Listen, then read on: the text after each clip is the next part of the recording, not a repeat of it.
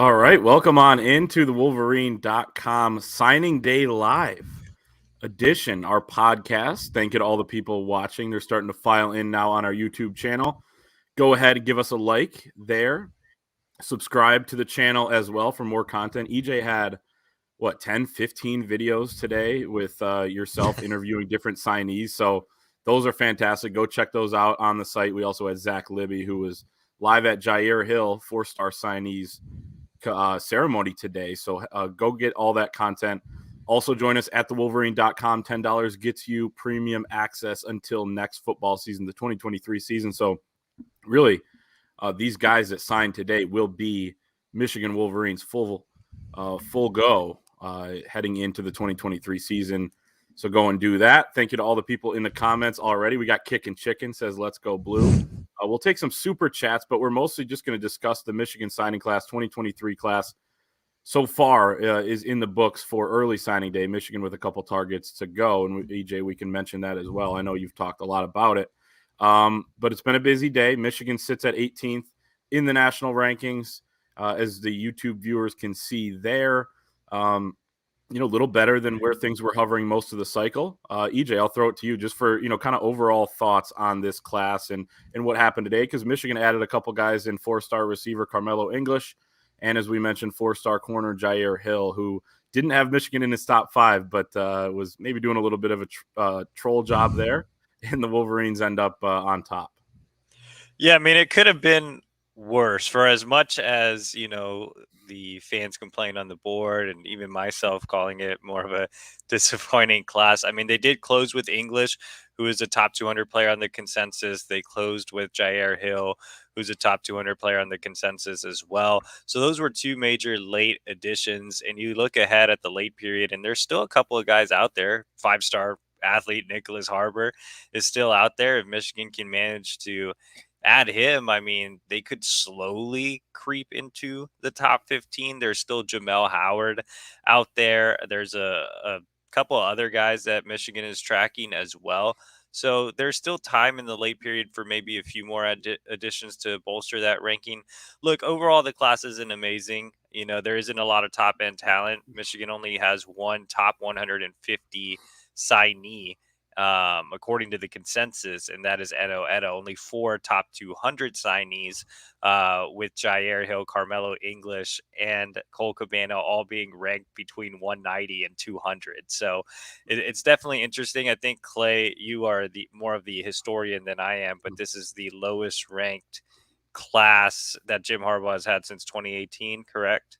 So that's correct. Yeah, and it was in jeopardy when they were hovering around 25 of being the worst class, his worst full cycle. They finished 40th during his first cycle, but again, that was back when the late signing day was a thing, and he had just been on campus for about a month before they signed those guys. So I will say this about the class, though, too. Like 2018, they finished 22nd, and that wasn't great. But those 2018 guys were seniors last year when Michigan won the Big Ten championship for the first time since 2017.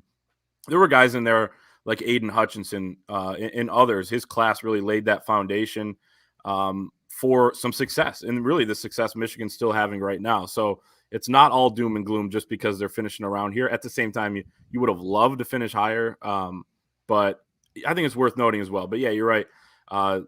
If things hold, this will be the lowest class since the 2018 haul. I think it's important to note that it's a little more disappointing because of circumstances, right? Yes. Because Michigan's coming off back-to-back college football playoff appearances. They're coming off back-to-back Big Ten titles. You're supposed to have a lot of momentum when you do that on the recruiting trail. You're supposed to have top 10, top 5 recruiting classes. Top 5 was the expectation heading into the cycle before you had the NIL stuff pop up, Jim Harbaugh's NFL rumors, the staff changes, etc. So I think there were a lot of factors, obviously with NIL being a big one, that contributed to the class being ranked this low. But when you look at it big picture, if you Which you shouldn't. I mean, you should look at it as, yeah, Michigan disappointed by not getting a top 10 class after back-to-back college football playoff appearances. But if you look at the class as a whole, like you said, 2018, I wasn't around for that class, but obviously it had a lot of key contributors. And when I was doing my own rankings yesterday in preparation to release those on the Wolverines, I always rank the signees, give them my own grades, and do a little bit of a deep dive into the signees. There are a lot of guys that you're like, high 3-star, low 4-star, high 3-star, low 4-star that could turn into guys. I mean, you scroll down the list, and there's guys like Zach Marshall that a lot of people don't know about a lot about. That's way out in California. You have Deacon Tonielli, another tight end, and Michigan just does so well with those tight end kids. You have Cameron Calhoun, who was the Under Armour defensive back MVP at the camp in Ohio, where he shut down some of the best talent in the Midwest. You have Samaj Morgan, who might not be the biggest guy, but man, he has the biggest heart out there, and he's a big Swiss Army knife. I think he can be a slot, he could be a nickel, he could very much be like Sainer still. So I feel like there are a lot of guys that are also underranked. You have Frederick Moore here that's pulling up, who had a monster senior season. Again, kind of on that border, high 3-star, low 4-star. Jason Hewlett, same thing. I think he's one of the biggest underrated gems in the class. Roderick Pierce, same thing. Nathan Aphobia's rankings vary all over the place. I mean, there's just so many. The list goes on and on. And the thing about Michigan is they do such a tremendous job of developing talent. So if you have a lot of borderline guys that are high 3s, low 4s, there's a decent chance that Ben Herbert in the strength and conditioning program is going to develop them physically. And there's a decent chance that Jim Harbaugh and the staff are going to develop them on the field. So I feel like going to Michigan helps guys that are kind of in that fringe area that could be really, really good players. And you saw that, a similar example when I did the rankings, I guess it was last cycle, was Rod Moore. He was right in that area, and Michigan was able to maximize his potential. They do a great job of identifying talent as well. So there are some guys in this class that I'm just not super high on, that I just don't see it with. But there are a lot of guys that if Michigan can maximize them, they could resemble that 2018 class. No doubt. Evaluations have always been really strong on, not just this staff, but all Jim Harbaugh coach teams. And then development's been huge as well. And not to draw too many parallels between the 2018 class, but just flipping through some of the names here. I mean, you did have Aiden Hutchinson, who was nearly top 100 prospects, but you also had guys like Jalen Mayfield, Ryan Hayes, Jamon Green, Taylor Upshaw. I mean, these are all guys that have made big impacts, and a lot of them still making big impacts here. Vince Gray, Mike Barrett, and how well he's played this season. So Michigan's done well with these types of guys. But let's move on a little bit. I want to talk about a few individual guys. Let's talk about the guys at the top of this class, because there are some guys that I think, maybe they won't impact in a big way next season, but there are going to be some guys that burn their red shirts. There are going to be some guys that play some key snaps or a key role, or a guy that comes out of nowhere on this team. Rod Moore is a guy that comes to mind, even as a guy who came in the summer last year and then made an impact late in his freshman season. But EJ, who would your top 3 or so signees be in this class, and why should Michigan fans be excited about those guys?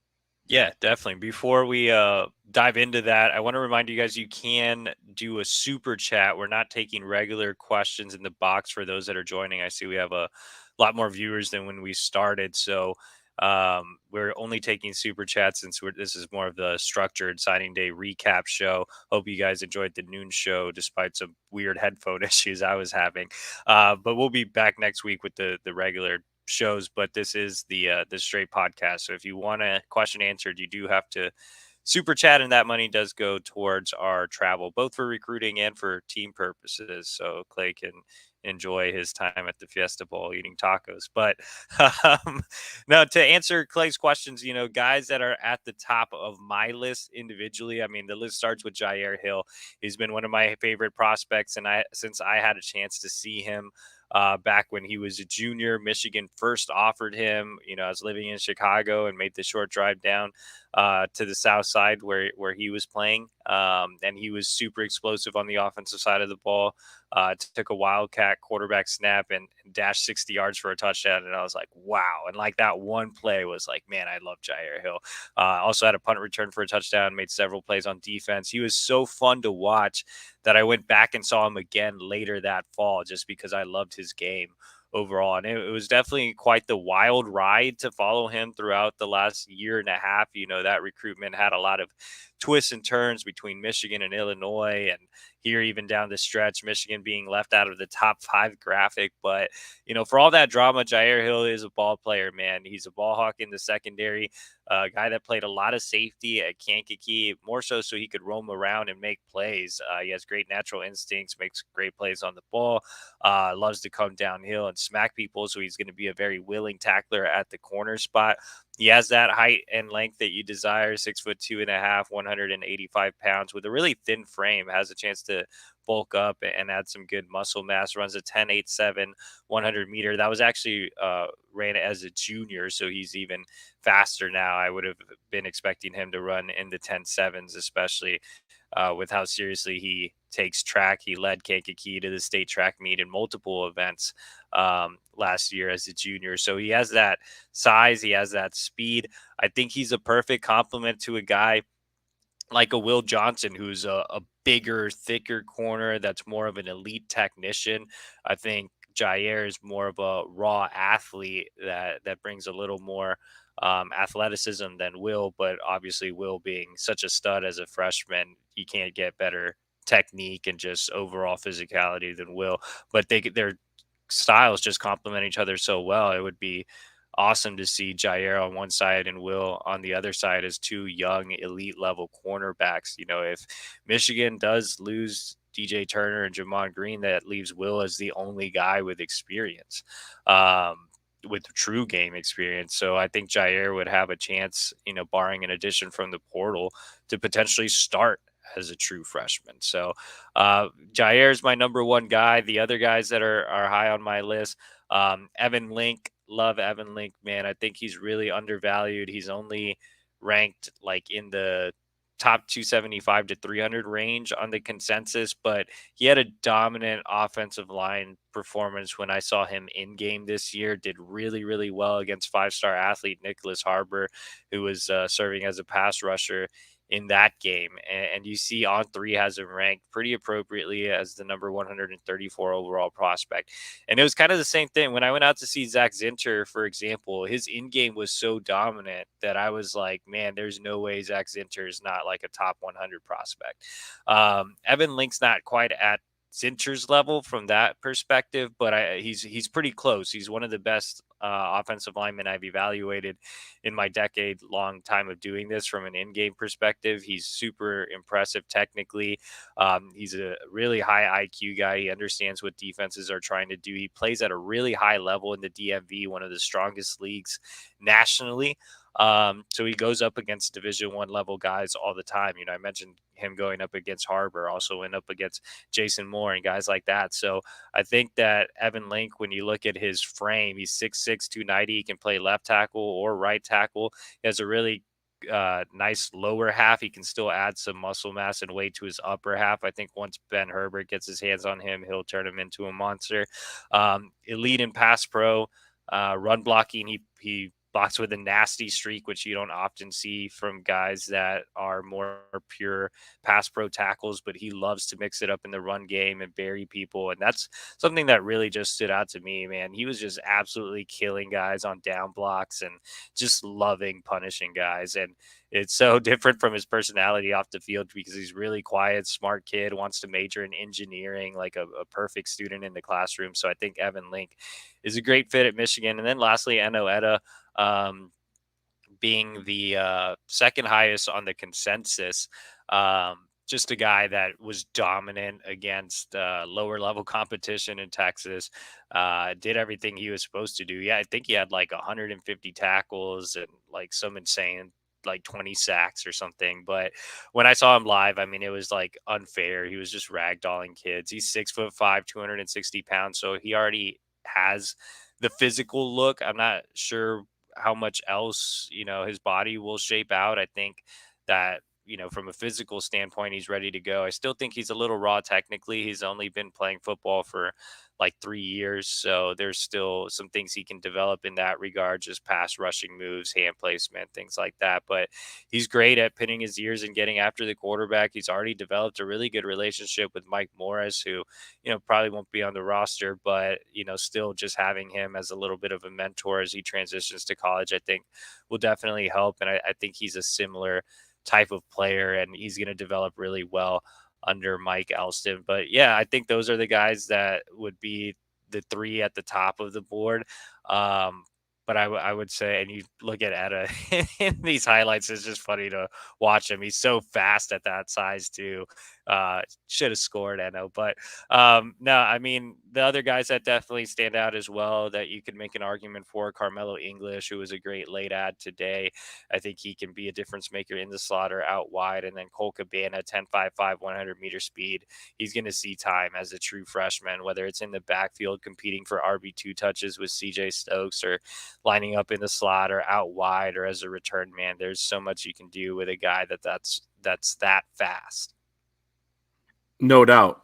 I want to ask you, we'll go inside Jyaire Hill's recruitment a little bit here in a second, but I will talk about Cole Cabana just for a minute, because I was out there today at Dexter at his signing ceremony, and talking to Cole, he definitely feels like, he's going to be able to impact early, and he will actually be on campus, him and some of the other freshmen that are not only enrolling early, but arriving early. In addition, they're going to be staying in hotel rooms over the next few days, joining the team for practice, and he will actually be making the trip down to Arizona for the Fiesta Bowl. They'd potentially be able to go to the national title game as well. So they're excited for that.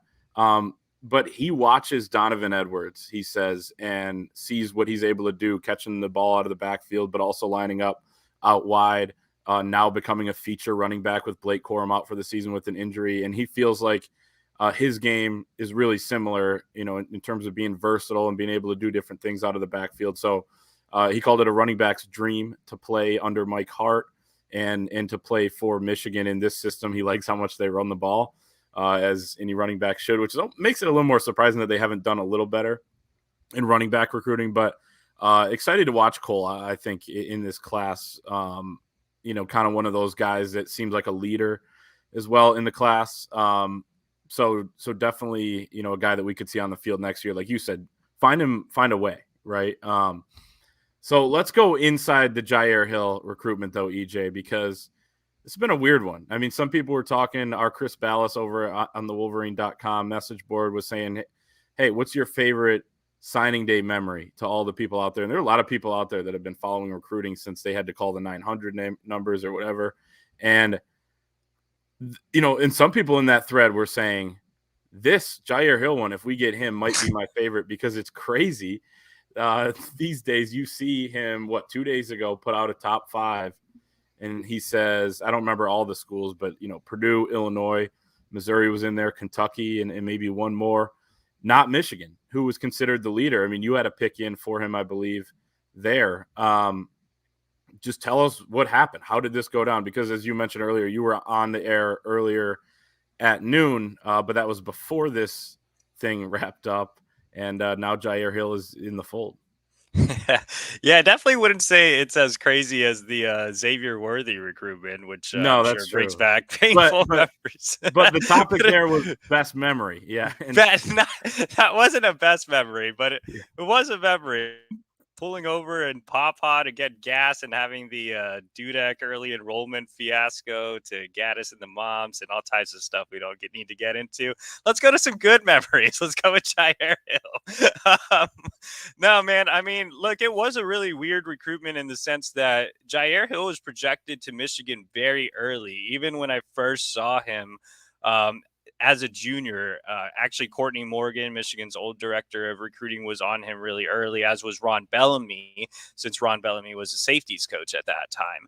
And he developed great relationships with those guys right off the bat. Of course, Bellamy moved over to wide receivers, and then you had Courtney Morgan head off to Washington, and you had Harbaugh with the NFL flirtation. So I think that allowed other schools to get in the mix, and primarily Illinois. His mother always had an affinity for Illinois. I was gonna make another joke, but I decided not to since we're talking about moms. But we'll keep it low key here. But I think that his mother just really enjoyed the Illinois staff, as did Jyaire. When you had that gap of the staff transition, I think that Illinois took advantage. Brett Bielema did a great job of building a personal connection with Jyaire and his mom. Ryan Walters, Illinois' former defensive coordinator, did a great job as well. So from, I want to say, March to or February all the way till late November, it kind of just seesawed back and forth. There was even a point in the summer where Michigan had him in for an official visit. And I remember one of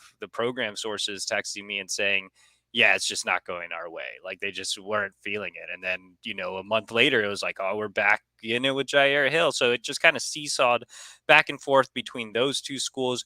I think late November, when he came back for the visit against Illinois, is when I knew that Michigan had regained momentum and was trending back in the right way. And I always felt like Jyaire personally liked the Michigan program better. I think there was just some stumbles with that staff movement early on, and Illinois being close to home and having his mom's preference, I think played a big role there. I mean, even when I saw Jyaire in October, which is originally when he was supposed to make his decision, he told me, hey, it's heated in my household. My parents are split on Michigan and Illinois. And so I just felt like he was a Michigan kid from the get-go. And I thought the November visit, he just connected well. That was the first time that I think he really started to feel the family environment at Michigan. He was like, all right, I really do like Clink. I can see myself playing for this guy. Or Jim Harbaugh, really, when he talks about family, like he really means that. And Denard Robinson got involved in the recruitment late and really played a huge role there too. So I put in a prediction for Michigan at that point. That's why I wasn't really involved with the predictions late. But I put one in on that visit weekend. I thought they hit a home run there. And I think Jim Harbaugh 100% sealed the deal on his in-home visit a couple of weeks ago. I think he was finally able to win over mom and do a great job with the family. But yeah, I mean, heading into this week's graphic fiasco, Jyaire had told me when I stopped by to see him on my most recent trip to Illinois, he told me that he wanted to do something big. Like I think his initial, I mean, I might as well just say it now because it's over. But was to have no, his initial plan was to have a set of hats where one wasn't going to be the school that he picked. So let's just call it Michigan. And he was going to have his cousin come running into the gym doing cartwheels to hand him the hat. So I already had an idea that he was doing something weird, and Jaire's always been a character. So yeah, I mean, I know a lot of people were dogging him for that, for having such a wild recruitment with the top 5 graphic, not including Michigan. But look, man, we're like in an age of recruiting where all these recruitments get spoiled with the crystal ball predictions and stuff. And, I think that it added a good element. I mean, it's what signing day is about. Signing day is still about the kids having fun. And so let Jyaire have fun and have that big video screen and Jim Harbaugh talking about knives and stuff. It was great. 100%. In hindsight, since it went Michigan's way, I don't think there are that many Michigan fans that are, that care anymore. I think they'll probably look back on it fondly, like, hey, remember when we didn't make Jyaire Hill's top 5? But yeah, it could have gone the other way. There were, I mean, you know how fan bases can get, and that's why, it is fun, signing day and all this stuff, and really college football, because people care an irrational amount, including myself. And that's why we work in this business here, because we love it. So, take me through the Carmelo English recruitment real quick as well. And then I want to ask you about some coaches and how they did on the trail this cycle. But Carmelo English, 4-star wide receiver out of Alabama. He commits and signs earlier on in the day. And a really big win for Michigan, who, you talked about Fred Moore being a little underrated. Samaj Morgan being a guy who, man, he's got the biggest heart, right? He's going to be able to do some things in his college career. But now you're getting a little bit more of a higher ranked guy, and Ron Bellamy. We know he's a stud on the recruiting trail, but he gets it done again.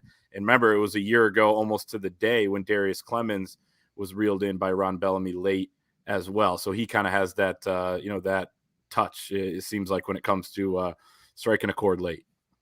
Yeah, no, and Ron Bellamy, obviously being from Louisiana, he connects really well with kids down south. Let's just fast forward to the end of this recruitment. It was 50-50 with Kentucky going into this week. And Kentucky's big pitch was having an NIL package ready to go. And that's why you saw some Kentucky writers express some confidence. But and I said this a few days before when I said English wasn't visiting this weekend, because originally he was supposed to come back for another unofficial visit after visiting for the Penn State game. And I said, I still think Carmelo likes Michigan more than Kentucky. And one of our readers said, are you sure you're not reading it wrong because he's not visiting? And I was like, no, I feel like he does like Michigan more. He had the relationships with Ron Bellamy. He really vibed well with Jim Harbaugh. I heard the in-home visit was terrific with him and his family. It was kind of low-key. Carmelo didn't really post any photos of him and Harbaugh or anything, but I heard that visit was great as well. So I think, at the end of the day, NIL isn't enough to move the needle with every single prospect. Carmelo saw the relationships, the family atmosphere at Michigan, the potential to make an immediate impact in an offense that's opening up with JJ McCarthy as quarterback. He can see a chance to again play early, to get into the slot, to get on the outside. He's a guy that's kind of a dynamite playmaker and a little different than what the receivers are on the roster right now. So I thought Bellamy did a fantastic job late. I thought Jim Harbaugh did a fantastic job late. And, Carmelo informed the staffs yesterday, and Michigan was the pick. And so I think Carmelo is one of the best lands in the class. He's only 5'11", 180, but you can see from the clips here, he just kind of plays bigger, kind of similar to Samaj Morgan. They just have a great catch radius. They're guys with excellent athleticism and body control. They can go up and over guys. So, yeah, I really like the Carmelo English land, and it was a great way for Michigan to start off National Signing Day today. It's maybe our last topic, but as I alluded to, like, it's always kind of one of those storylines as well. Like, Ron Bellamy was kind of the guy that's able to get Carmelo English here. You look at Sharon Moore, it didn't look great for offensive line recruiting at one point in this cycle, but then he figures it out, and Evan Link is one of your top guys in this class. I mean, those are just a couple. Klink is able to, you hear him on the FaceTime call. You can watch the FaceTime call, by the way, between Klink, Jim Harbaugh, and Jyaire Hill and his family at the signing day ceremony on our YouTube channel. Zach Libby was there and posted it about an hour ago. But, Klink is able to get that big fish late. If we had a recruiting of the year award over at the Wolverine.com, which maybe we should create, who would you give it to this cycle? And I guess what coaches stood out to you? Well, we did do our superlatives, which will run a little later, but Zach Libby picked Klink, which is a good pick, obviously landing my favorite guy in Jyaire Hill. Klink was also, responsible for getting the Ohio movement going, getting, Cameron Calhoun on board, Jason Hewlett, who, like I said earlier, is a real hidden gem. I have him ranked as a 4-star. Most of the services have him ranked as a 3-star. I think he's a big steal for Michigan. You have DJ Waller and Breon Ishmael that are two other underrated guys. So again, Klink kind of building that bridge in Ohio and also landing Hill. But I think to me, the most impressive recruiting job this cycle, and you can mention Bellamy too, obviously, finding Frederick Moore, who had a terrific senior season, landing one of the biggest playmakers in the state of Michigan in Samaj Morgan, and then obviously rounding that out with Carmelo English and having a hand in Jyaire still from that early relationship as well. But to me, the most impressive recruiting job was Sharon Moore. I know a lot of people won't agree with that take, but here's why. Sharon Moore had a newborn child. He transitioned from coaching tight ends to offensive line just last year. So this was his second year coaching offensive line, which is already a big responsibility in itself. Then he got co-offensive coordinator responsibilities as well. So he had a ton on his plate early on from a personal standpoint and from an on-the-field standpoint as well. It's hard to be the co-offensive coordinator, an elite recruiter, and the offensive line coach. And so everybody and a newborn dad. And everybody was ragging on Coach Moore. He lost his touch. Whatever. This dude goes out, and nobody even considered Michigan a true player for Evan Link. And he beat out Stanford and Penn State for Link. He landed Amir Herring, who's one of the better recruits in this cycle, consensus 4-star. I think is one of the more undervalued kids in the class as well. Went down to Georgia, pulled Nathan Afobe, who On3 has ranked as a top 150 kid nationally. Big upside kid there as well. Then he goes into the portal and he pulls 2 big guys, including a former 5-star Miles Hinton. So I think the job Sharon Moore did on the recruiting trail, as well as the portal, as well as winning the Joe Moore Award while being the co-offensive coordinator and having a 0-year-old baby. I mean, he did the best job, like considering circumstances and it being a down cycle and the flack he got early on. I mean, for him to rebound the way he did, if we're going to include portal, which I'll give to him, considering the guys he landed with Nugent and Hinton, I mean, those are 2 great additions. So I thought Sharon Moore really stood out, and he's, proving that he's a little bit of an anomaly, being a co-offensive coordinator, elite recruiter, and offensive line coach. It's super, super impressive. And he also landed Ladarius Henderson, who was the first transfer. Yeah, geez, don't even remember that. Exactly. I know there's so many that you forgot one, who I think may start at left tackle for Michigan next year and was an all Pac-12 performer at Arizona State. So a great addition there. He feels to be a good culture fit too. I kind of like you talked about Evan Link, where he's like the nicest guy off the field, but he's like nasty on the field. That is the personality, it seems like, of a lot of the Michigan offensive linemen right now. And Sharon Moore has a way of getting that nasty out of these guys. He's been fantastic. So I think that's going to do it for our signing day live show here tonight. To wrap things up, as EJ mentioned earlier in the show, he'll be back next week with various shows throughout the week. We will also have a ton of content at thewolverine.com. We alluded to a few pieces there: superlatives, final takeaways, power ranking the signees on both sides of the ball. That's all coming at thewolverine.com. If you want premium access, you pay just $10. You get it until next football season. That's August 31st, 2023. So it'll take you through the Nicholas Harbor recruitment. It'll take you through the college football playoffs, spring ball, summer, fall camp, just for $10. Do that now. Subscribe to the YouTube channel. Hit the like button on the video. We appreciate everybody watching, all the people listening back, and we'll see everyone next time.